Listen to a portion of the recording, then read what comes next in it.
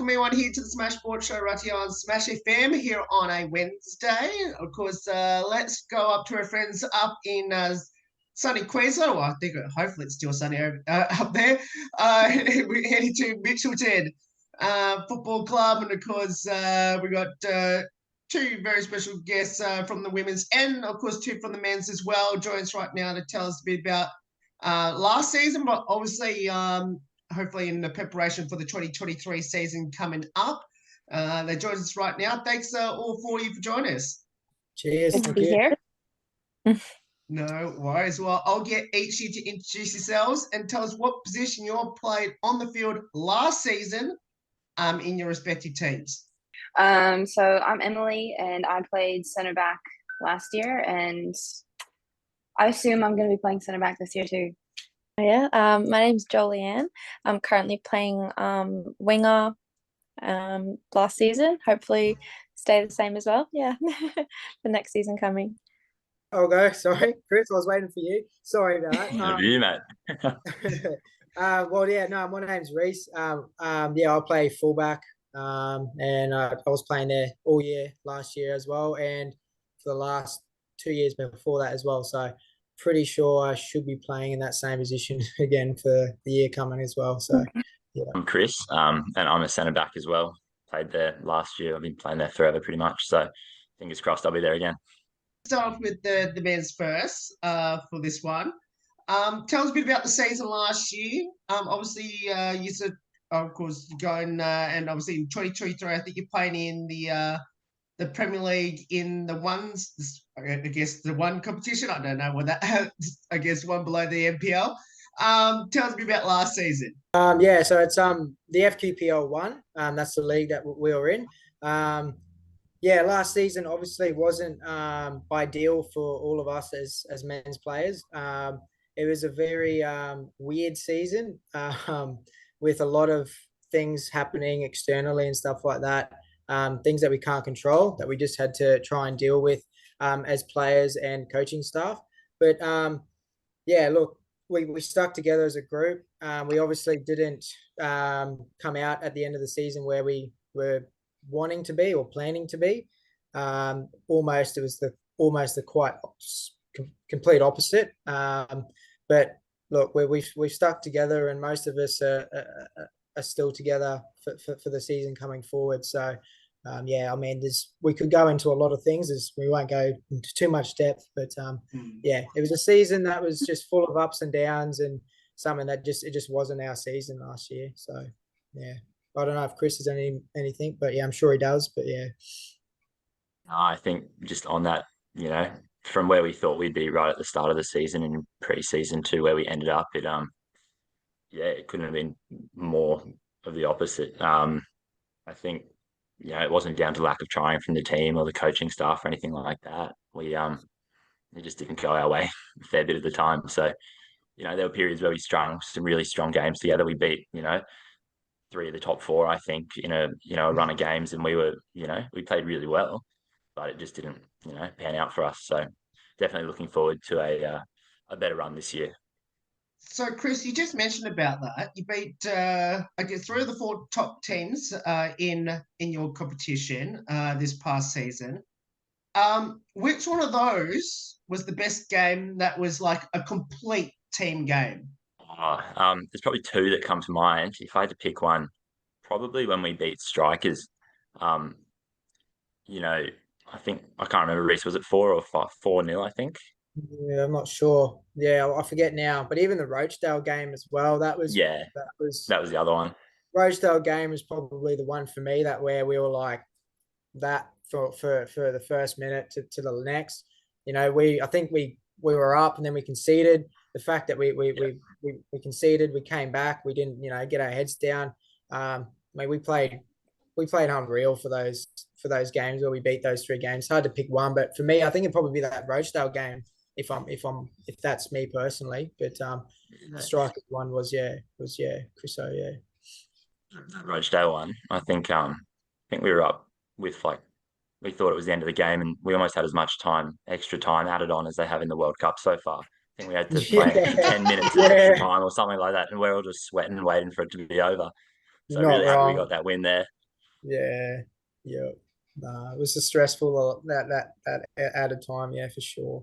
What positives can you get out of the season? Don't worry, I will get to the women's in just a moment. But what positives can you take out of the season, Chris and Reese? Positive, I guess we've come out of the season a closer knit squad. As in we're more, I don't know the word, unite, I guess. I think that's the word I'm trying to look for.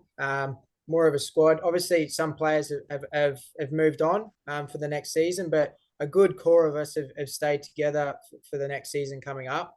And that's the positive out of that was the attitudes of the players. We all kept a really good, strong mindset, no matter how bad it was sort of going on the field. It was more not positive. It's more not footballing wise. It was more of a, do you know what I mean? Like we were a team. It was a more, yeah. I've never kind of played in a season where it's gone so badly. Yet as a squad, we were still so close as mates and stuff like that. So I think that's probably the best positives for me personally that I've took out of that season. I definitely agree with Reese there in terms of us as a team and as a squad and just a group of, really mates who, want to keep playing together and enjoying our football. Probably the other benefit or, outcome is that we didn't get relegated. We stayed up, that was definitely a good thing coming out of the season. I think, we got pretty lucky if I'm being honest, but, Well, we just got to extremely make the lucky, most of yeah. that. That's Just got to make it. the most of that and, push forward this season and, improve on where we were. Now let's go to the women's team. Obviously, as I guess as the men's just mentioned that, complete opposite. Of course, I think you went all the way and win it all. Even though don't think you actually finished first, did you? No, we came second. I mean, we came second in the league. Yeah, but at the end of the day, we did win the grand final, so we're still first. Yeah. So tell us a bit about the grand final. I think you played the top team, Peninsula Power. Am I correct in the grand final? Yeah. Tell us a bit about that. Probably the highlight for me for the whole year, to be honest. Like I mentioned previously, we went through a lot as a club with the floods and someone passing and COVID. Obviously, like there was just a lot that happened in a very short amount of time, I guess. And I think people didn't really rate us to be going that far. So being able to go all that way and then play in the grand final and beat the team that flat out beat us through the year was pretty epic. And it was just a hard game, to be honest. Like it was just 90 minutes plus 2 overtimes of pure hard play. Like it was a actually pretty enjoyable game to be in. I'll add on that one a little bit, but yeah, like Em said, we've had a tough year. Lots happened, but in the grand final, that's definitely one of my highlights as well. It's probably all of ours. There's this Instagram page that always votes against us and who's going to win this weekend. Mitchie's always on the bottom, but we always prove them wrong and we always win the games. Obviously, it came to the grand final on all the sporting bet apps where the odds are not in our favor, and then at the end of the day we came back in extra time and did win. Their goalkeeper got a red card. We had a free kick that won us the game. It was such a great game. I'm getting goosebumps right now talking about it, but it's just great. It was just so good. Such a great season and way to finish it off. We obviously celebrated afterwards, but yeah, it was a really, really good end of our season. Unfortunately, the opposite to how the men's outcome turned out, but yeah, it was a really good game. We'd love to know how that was feeling for you. Next season, yeah, you can join us. We're obviously promoted as well into the NPL next season as well, so stepping up a league, it'll be a lot more tougher. When the final whistle went and when you received the trophy, what did that feel like? And obviously I have to ask, did you wear your medals around your necks and for how long? I wore mine to work the next day. But it was a relief, to be honest. It was so back and forth for the initial 90 minutes and then going into the double overtime. It was just exhausting. So by the time the last whistle blew, it was more of a relief that it was finally over. but obviously to add on the win, like it kind of just made everything that much better. But for me personally, I've never felt so happy to hear the final whistle blow. I was exhausted. Yeah, the medal was nice. The champagne, what do you call it? This one, when it I don't know, like the pop of the champagne bottle all over us. It sprayed everyone. Everyone got soaked. We all took a sip out of the trophy cup. And we screamed our Mitchie chant in the change rooms and made sure everyone could hear us afterwards, because I do not think one bit that Penn Power thought that we were going to come back. There's no way they thought they were going to lose that match, but yeah, we proved them wrong. It was good. I think I took my medal off to go out afterwards, but yeah, that's about it. You mentioned about the champagne spray, which is actually on the, obviously, I guess the Football Queensland, photos, I guess, when they did the match report. So how much champagne did both of you get sprayed? 2 bottles, I think. 2 or 3 bottles, I think. I managed to stay pretty dry, though. I think I got the initial spray of I turned around and caught most of it, but then after that, I kind of avoided it, I think. Yeah. So did someone have the ski goggles on or nah?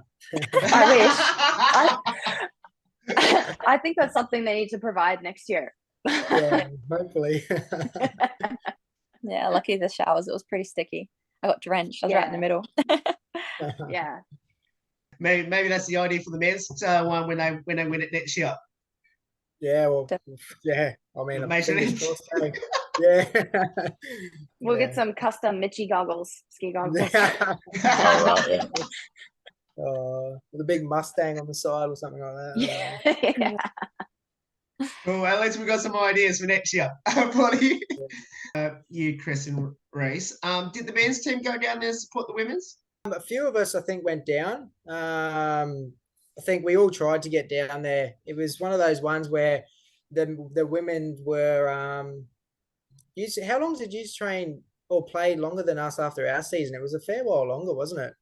So yeah, we were like a few weeks, I think. Yeah, it was like, so half of our guys were out on, their holidays and stuff like that after the season. So, look, obviously, I don't know if many people went, but I know most of us tried to get out there. I was definitely watching at home on the telly, so it was pretty exhilarating to watch. So I couldn't imagine what it'd be like on the field. So yeah, I was watching on the live stream as well. Great game to watch. All the boys went down to one of the games mid-season, I think, and we had a great time watching the girls play. They were fantastic, and they came and watched one of our cup games earlier in the year. So yeah, it was really good getting down and supporting them for that game. And yeah.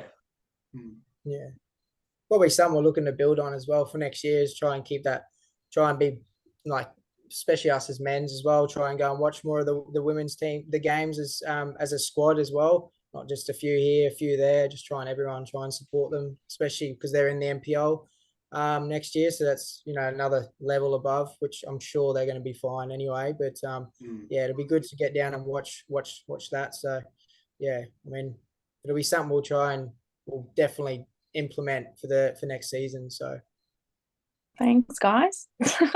All right. Hopefully we do all right. I feel a little bit pressured now. You can't do much worse than we did last year, so I'm sure you'll be right.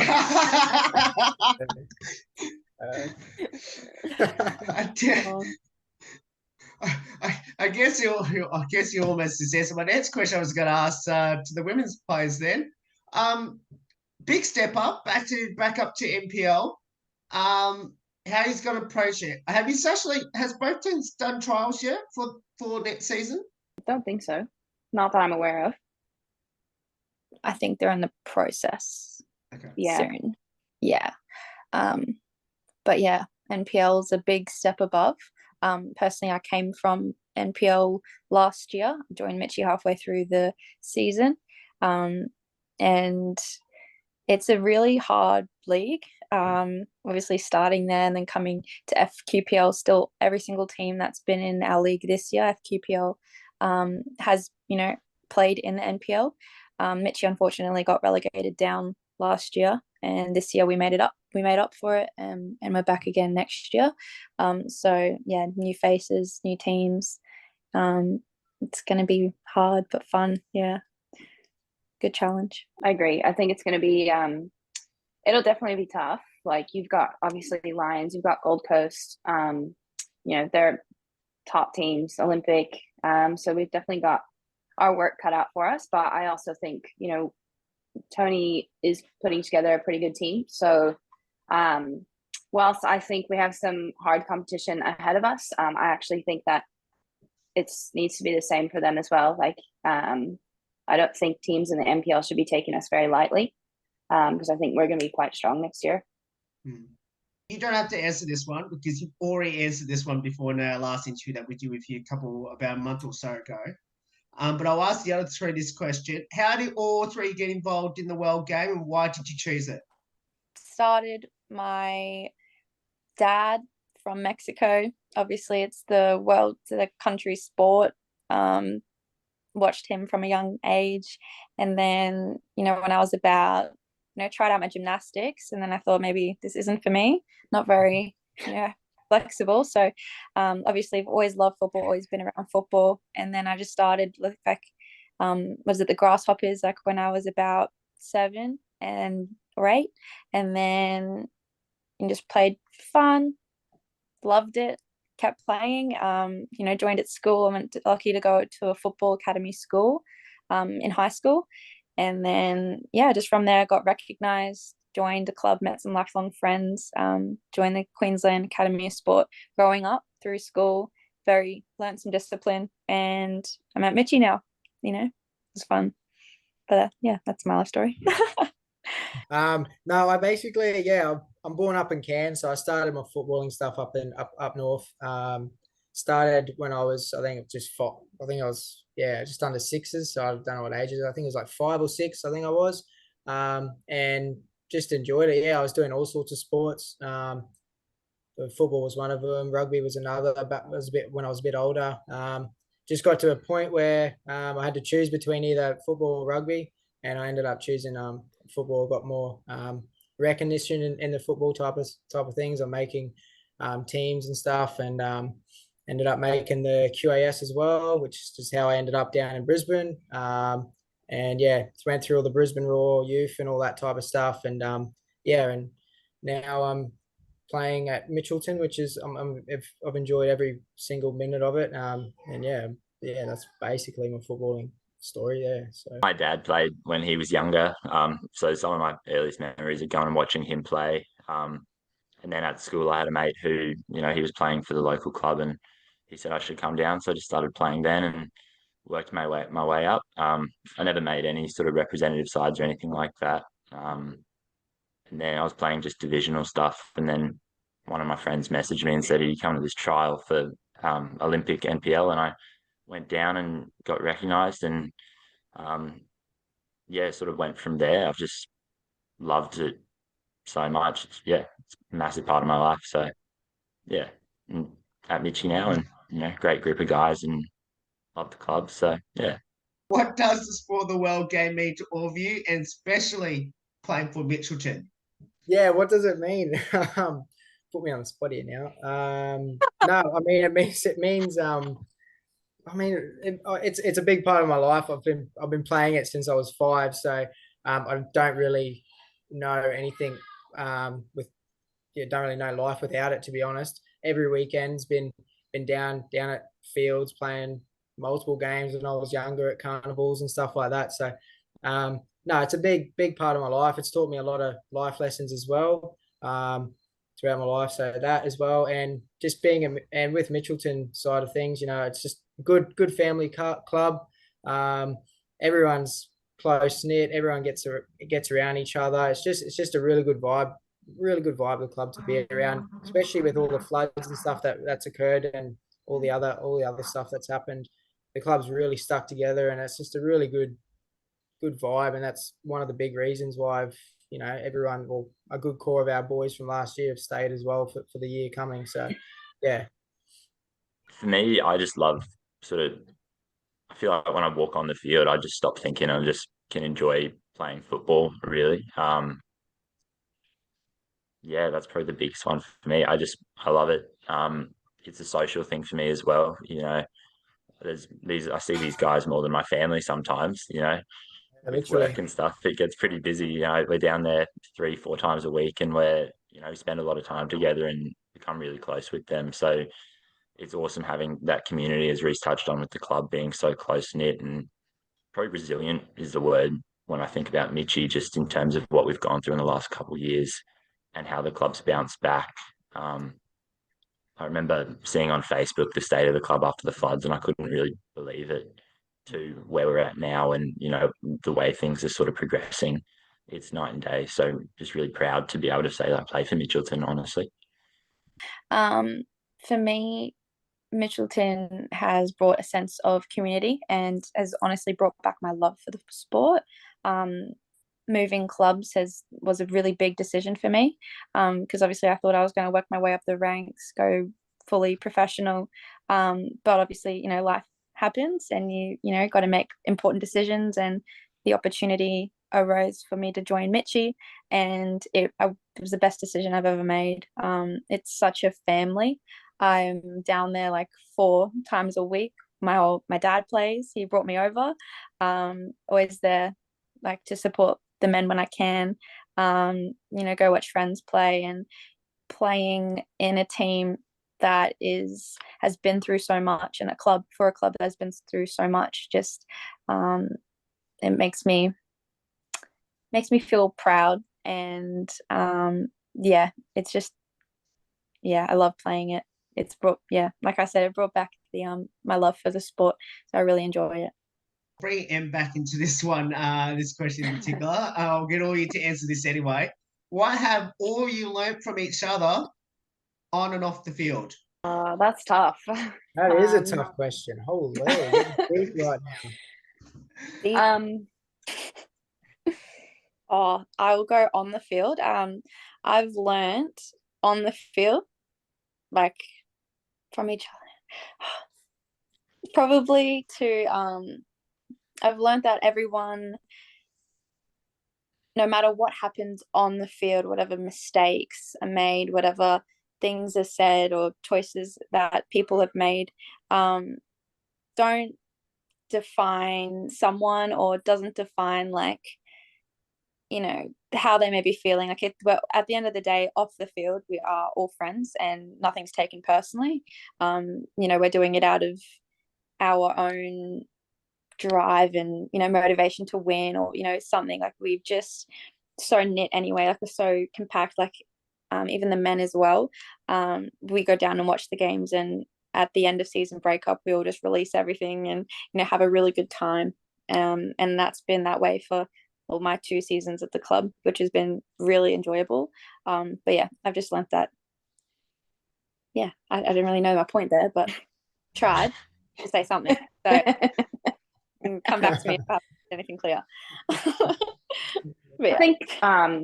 I think to add to that, similar to what Joel was saying, I've never met a group of girls that are so strong on and off the field. Like, on the field, when we know we need to take care of business, we're quite strong as a unit. Something happens, it doesn't matter. We don't let it affect us. We really pick each other up and push as a whole. It's not just one person, or this person's doing more than the other. We really know how to pull each other back up and work 10 times harder to get back what we want. And then off the field, same thing. You end up being a family, essentially. And like I said, being strong off the field, you can message anyone on the team and, just talk about life in general. And it's not always just soccer based, and, you can kind of lean on them a bit. So it's really nice. That's probably my biggest thing that I've learned from everyone, is how strong of people they are on and off the field. Yeah, Em probably nailed that on the head there, right? What you just said, that last sentence.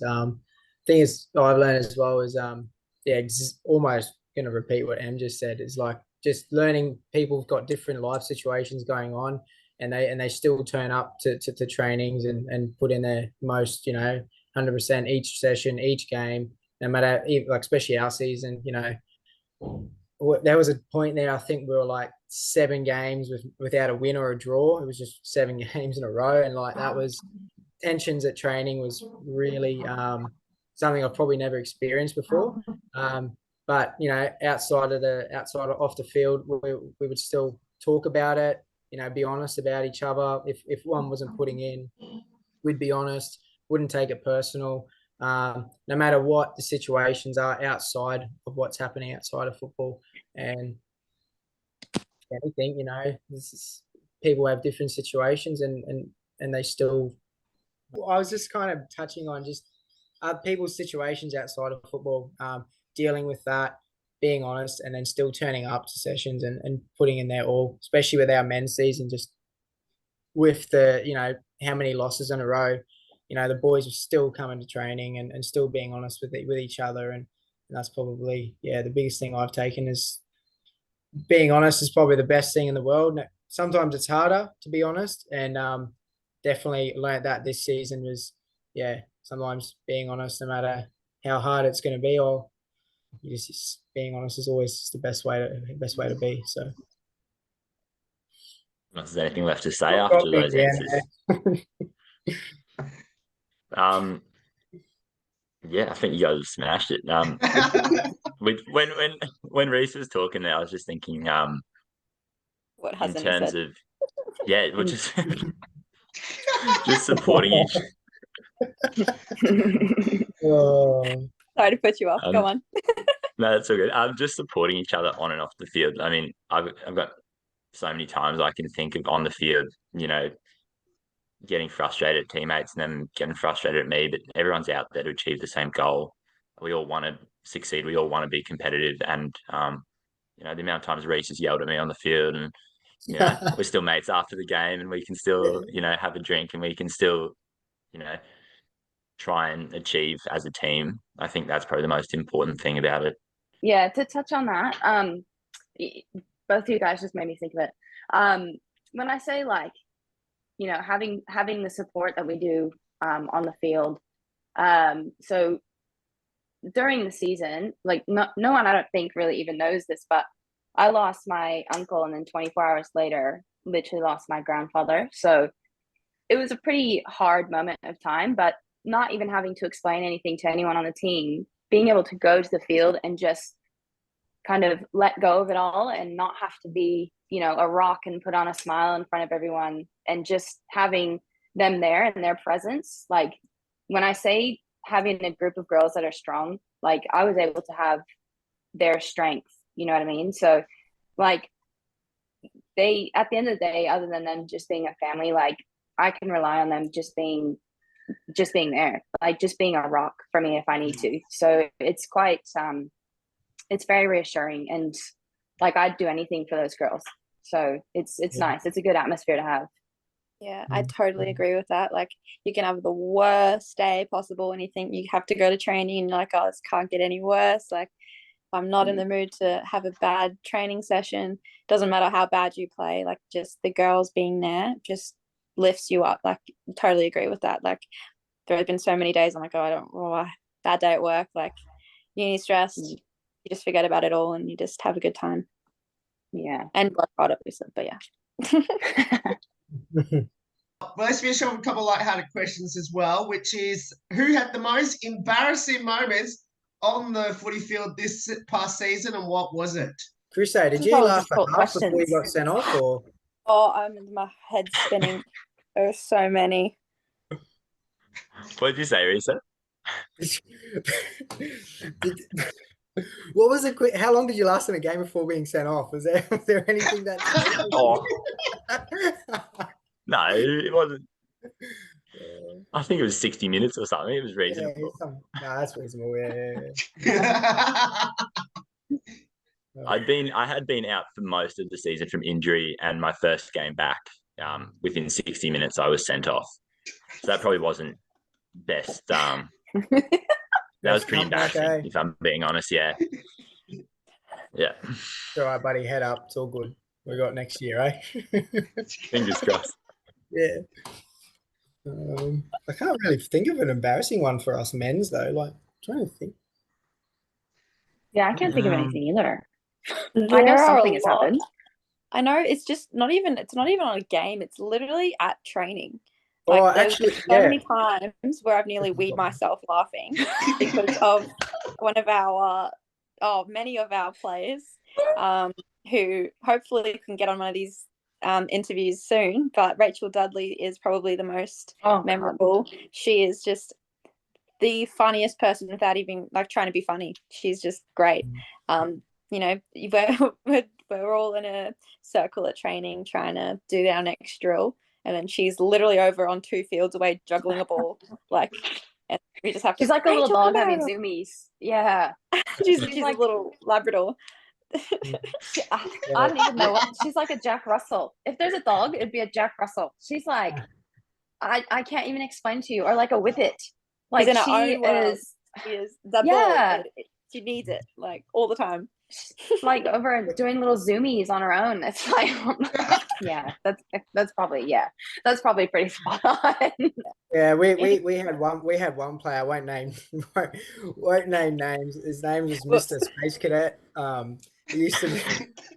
Oh my god, he used to rock up, pants back to front, like, and we're just like, dude, come on, like, he would walk in, pants are like, they're always back to front, eh, Chris? And he's he'd run back in, put them on properly, and we're just like, this is just hilarious. It was almost like more often than not, like just concerning amount of times they would be on backwards. Yeah, I was generally worried for him, like, I was like, damn. But he's a funny guy though, real funny. So. I hope he's back next year so you can point me out to that player in particular without actually mentioning it. Who's the comedian, the best singer, and into their TikTok/Be Real? Duds. Duds is the YouTuber. She's the YouTuber. Yeah, I think Duds is. She's the Zoomies girl. Probably Lily and Gaz, probably on TikTok and Be Real more than anyone I have ever met in my life. Like every second, oh, my Be Real's gone off. Oh, get in the TikTok with me. Like it, yeah. Lily and Duds think they can sing. That's also a trained ritual. Yeah, I can't think of anyone else that fits in those categories other than those 3 that I've named. Yeah, in the men's, I don't think any of the boys have TikTok or Be Real. Well, mate, they're hiding that, mate. They reckon they don't. Yeah, they hide it pretty carefully if they do. Yeah, someone will find it. Yeah, yeah. Oh, I got it all here. Yeah, I've got receipts. I will not name names though. I won't shade them out, but I've got receipts. Yeah, in terms of like comedian, she's a stalker or anything. I think funny person wise, Dayan just comes up with some classic stories, like stuff that could only happen to him. Dayan, yeah, 100%. Yeah, he'll just walk into training and just, boys, you won't believe it, and it's just the most outrageous thing that you've ever heard, and it just seems to always happen to Dayan. I don't know how. And he stands up in the dressing room, and he's so like animated in the way he talks. He's like, boys, you won't believe what just happened to me on the weekend, and he'll just dive into it. And it is gosh. Like it's like he's doing a TED talk. Like he's literally doing a TED talk. He's up there and he's like, he just like throws Steve his hands Irwin, around. like it's Steve unreal. Irwin, like, jumping on a clock, and while he's talking, him talking, even laughing makes me laugh. Just hearing his laugh makes me laugh. So he's probably definitely the funniest bloke in the team, I reckon. Yeah. Who can sing, Chris? Not many people sing. We just sing together. Well, we didn't sing our winning thing much, so we don't really know. Yeah. Ours would definitely be Lily. For singing? Yeah. She screams our song. That's not singing, is it? Yeah. Yeah, probably it is. Kurt. It's just Kurt- noise. Kurt It's just Chris. noise. Oh yeah, poor voice. Yeah, projection. Oh, sorry. It was probably Kurt actually. He was Kurt. I think he was our manager. Yeah. Yeah, he used to get real into the singing or some. Yeah, just would go all out, like real. I've never almost. I'd stop singing, just let him take the reins. Yeah, so Just yeah, stand he back was and watch sort of situation. almost one of those. Yeah. TikTok though. I don't know about that. I don't know. Yeah, we just keep Bailey typing might get on it. about that. Yeah. They stay in the Yeah. drafts. They don't get posted. Oh, that's it. Do either of you have a pre-game superstition or ritual? I do, but I'm not sharing that. I can't share that. Nobody knows that. Oh, that's right. Yeah, you did share that one with us last time either. I normally have a banana before a game. That's probably about it. Always a banana. Yeah, always have a banana before a game. I have to have sushi for lunch. Then that's it. Oh, pre-workout and a coffee. That's it. Jesus. Both. I'm 18 and I have a caffeine addiction only on weekends of game day, and that's it. I have to have the high amount of caffeine my heart can handle. That's it. I definitely know what I'm bringing to your game then before your game, so you can have it for your pre-game. Yeah, actually, Kurt made me an espresso from his Nespresso machine one time. He stole it, and then 2 minutes later, kick off. Oh, gotta love that. That's gold. I've started to have a Red Bull before a game. I'm not sure how good that is for my heart. Kind of like Jamie Vardy Vardy there. Right. Get a load of it. Yeah. Other than that, I hate I don't warm up in my like game socks. I'll just warm up in my training socks. I just can't wear long socks to warm up. That's my only thing, I think. Did the team have a fine system this year? And if so, who copped the most fines? We did. Lily, I'm pretty sure, got the most fines. Yeah. For multiple things. Specifically not wearing the correct shorts to training. Ours was Becco.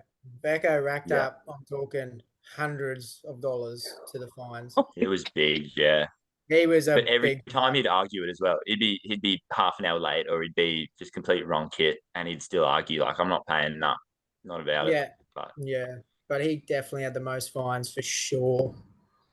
Him and also the bloke who rocked up with the shorts backwards, that was a huge fine. Yeah, he got nailed with it as well. Yeah, he got hit with it. Yeah. Yeah. We went to a good cause though. We went to a good cause. Yep.